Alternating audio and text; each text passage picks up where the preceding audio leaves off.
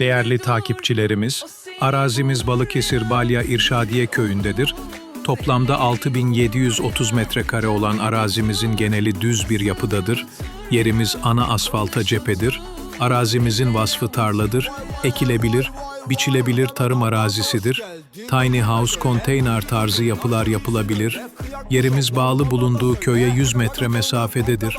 Emsallerinin altına satışa sunulan bu güzel tarlamız için bizleri arayabilirsiniz. Benim dahil, sevin narin, Gökçeada'ya gel benim daireyi, bir pansiyonda evim narin, alamadım. Dur, o seni bu